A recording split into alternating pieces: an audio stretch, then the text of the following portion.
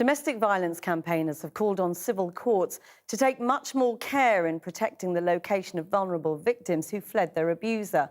The call comes after a number of cases in which victims have been tracked down by their former partners and subjected to further harassment.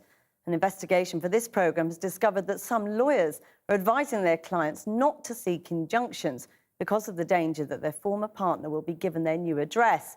Our Home Affairs correspondent Darshna Soni has been hearing the story of one such victim. Emotionally, I was an absolute wreck, not just because I was frightened, but because I just thought I was worthless. He didn't look at me like I was a human being. He didn't treat me like I was. He treated me like a dog. You know, I was only there to be kicked when he was in a bad mood. Christabel Young met her former partner when she was aged just 17.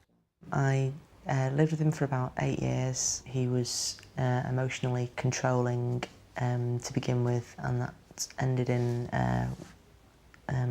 domestic violence, some of which was sexual, and he tried to kill me a number of times. And so it was... Finally, after 8 years, she left. Ms Young relied on friends and family who put her up in a safe house, but she also relied on the civil courts for protection.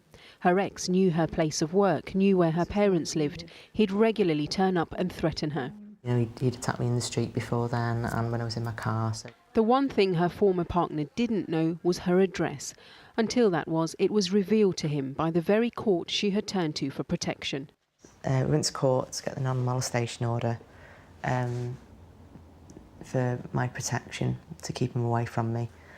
But my full home address had been written on the order and handed to him. And with 10 minutes of him receiving that, he was outside my house, banging on the door, on the windows and threatening me. So that must have been incredibly frightening. Well, terrified and angry. So yeah, so any tiny bit of safety I'd felt had just gone. Ms Young was forced to flee again from the only place of safety she had known in years. But she's far from alone. We visited numerous courts and spoken to women across the country who've had the same bitter experience. Women put at risk and afraid for their lives. The Crown Prosecution Service does have guidelines in place to protect those who have suffered domestic violence when their cases reach criminal courts. But here in the civil courts, their experiences are very different. We've spoken to a number of victims who say that their personal details, including telephone numbers and addresses, have been disclosed.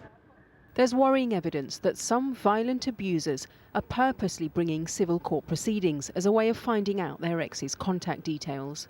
I have dealt with several cases where fathers have managed to get the address of the mother even though she's fled to the other side of the country by starting court proceedings for contact with the children, and then the address has been disclosed to father to enable him to serve papers on mother, but the effect of that is that he then has mother's address and that puts her at risk. Why is it happening? Is it administrative errors, or...? I think it's a lack of thought that the courts don't realise the impact of it. Some solicitors say they're so concerned that they often advise women not to apply for injunctions because of the risk of their location being disclosed. The Ministry of Justice told us that the courts regularly handle extremely sensitive cases and have a range of measures to support vulnerable victims. But campaigners say these measures aren't enough. It's simply unacceptable, and it's vital that we work together to improve the way our courts work. They've made great strides, but there's much more to be done to really say that victim safety is at the centre of what we're all doing. Christabel Young's partner was eventually convicted of a serious assault against her. Shortly after his release from prison, he suffered a fatal heart attack. The only reason, she says, she feels able to speak out. But the effects of that one error made by the court still haunt her. That's a very difficult thing to shake.